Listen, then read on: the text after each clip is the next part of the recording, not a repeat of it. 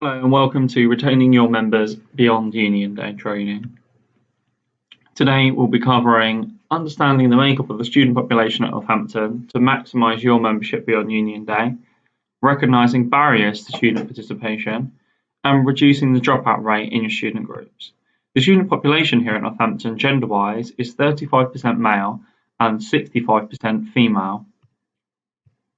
The mode of study: 75% of students are full-time students, which means they're here on a permanent basis, and 25% of students are part-time students, which means they have something else they go to aside from their course. Level of study: 83% of students are undergraduate students, and 17% are postgraduate students. Fee status: 79% of students are home students, which is recognised by them being from the UK.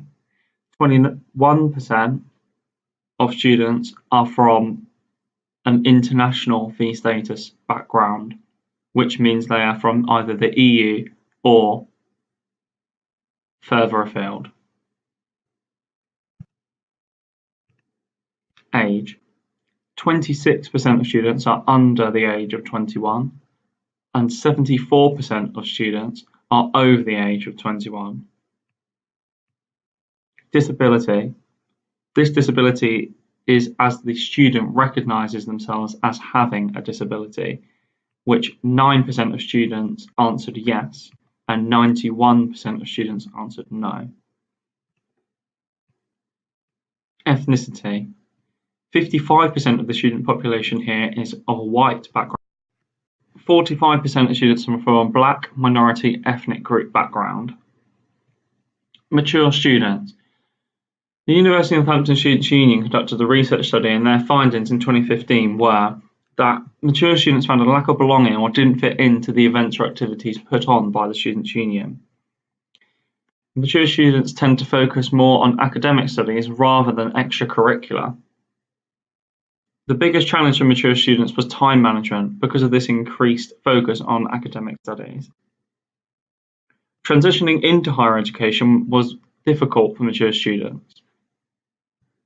Childcare commitments presented an extra problem to mature students, and there was no diversity of the events that the Students' Union put on. There were no personal development events, and the 21 and over mindset. From this research, the Students' Union recommended creating an environment that everyone can feel comfortable and together, so undergraduates and mature students alike can all come as one and have an event together rather than focusing purely on a mature student event.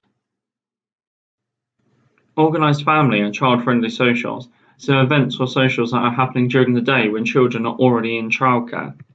Improve marketing through appropriate channels, so using things such as LinkedIn and Google Plus to post at events rather than just using Facebook.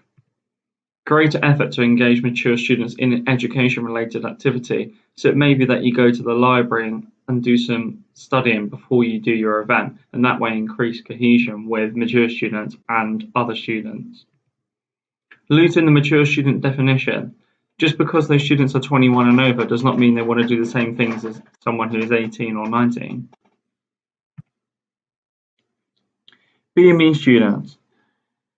The University of Northampton Students' Union conducted another research study on BME students, and they found these students were put off sport by the drinking culture. They weren't interested in the activities that we had to offer. They weren't aware of the activities that were on offer. When they went to the activities, they were not welcoming. And the most important activities that they related to were music related, eating and drinking out, and watching TV. The Students' Union recommended a BME buddy scheme, so a student from a BME background could buddy up with someone else already in your group and help them integrate better. The second point was integration, so integrating them into your group as if they were already there. Representation: we currently have a BME officer, so pointing them towards the BME officer and being able to help them. Awareness and trust, so making sure your activities and events are posted out on numerous different social medias and even word of mouth, so making sure that people are aware of what you are doing. They would like to engage in more activities in terms of just offering more activities out to those students. BME students are passionate about human rights, education, health and well-being, and poverty and economic justice. Now, you may not be able to incorporate all of those into one event. However, specifically looking at different things can help you vary your events. LGBTQ students. NUS recommended ensuring a dedicated representative was there at your students' union. Holding an LGBTQ student caucus. Creating a safe space for those students to feel welcome and trusting in your activities. Point them towards an LGBTQ representative, for example, the Society Saga, or pointing them towards your LGBT part-time officer that we have here at Northampton Students' Union. Disability students. If you would like to watch the video, then please follow the link on the screen. However, they recommend using this acronym, H, say hello, make yourself approachable and you engage with that student. I, introduce yourself. There's nothing wrong with just saying your name and who you are. D, don't panic. Just because they may have a physical disability does not mean that you need to panic. E, end the awkward. That ends the awkward for both parties, you and the other student. Bear this in mind when you're speaking to students at Union Day and training as well, or any event that you hold throughout the year. If you'd like to know more for more sports-related issues, then please go to the Bucks link, or for anything more general in terms of society or greater activities, then go to the NUS link. Disabled People Lifestyle Survey is a survey conducted throughout the UK and is done nearly every year. Things that came back were disability students wanted role models they could look up to. The terminology that you use when using to describe your event or your activity, make sure it sounds inclusive and welcoming rather than elitist. Information seeking. It may not be that they need to seek the information, it may be that you need to seek the information for your activity. If you're conducting it on the second floor, is there a lift? So could a student in a wheelchair be able to get to your activity? Point out travel. Everyone knows that the bus comes from the train station. So if they're commuting in, make sure you tell them that the bus comes from the train station and they can get to Avenue or Park campus. Personal barriers. A lack of time due to other changing lifestyles and priorities. It's the most common barrier. Inflexibility of your club or society schedule. Lack of information about what participation options are available. People who may want to participate in the club or society's activities simply don't know what is available to them. Many people want to participate, but playing sports or being involved in a society may feel embarrassed or self-conscious about their engagement. Financial restrictions in terms of money, in terms of going to the event or taking part in the event. They're already a part of a local club or group.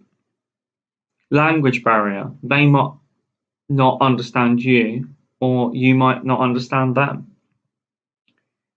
Often entrenched attitudes and behaviours of clubs, which lead to preferential treatment of some members, those more highly skilled, whereby others come to feel less valued by their clubs.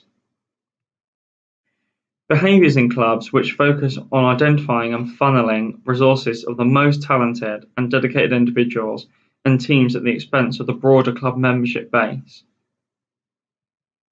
Forced into unrelated activities is where people feeling pressured to undertake non-related activities such as fundraising and club administration, which they didn't enjoy or didn't have time to undertake. Initiations, a ceremony which people are put through in order to be part of the group. With these barriers in mind, Just take 5 minutes to think of a solution to minimize each of these barriers. Please pause the video now.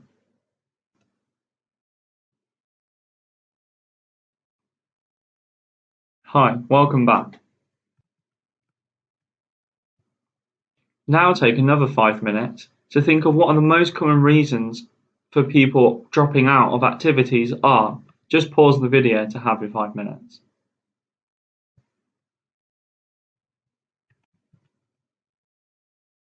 Dropping out. Time. The most common factor of why people drop out. They get involved in too many activities and then don't have enough time for each one. Culture, whether alcohol culture, immaturity or maturity culture, or breaking down of a personal relationships. All three of these cultures can affect the reason to why people drop out of activities. Cost. It may be the cost of getting there, as all activities are free here at Northampton. Loss of interest. They may start out and actually find that they're just not interested in the activity. The focus on winning. They may just want to participate and just have fun, whereas the constant focus on winning may actually put them off. Insecurity or image. This may be to the embarrassment or self-consciousness they're feeling, and actually what you have to wear or do at the event may actually put them off. Poor leadership or organisation.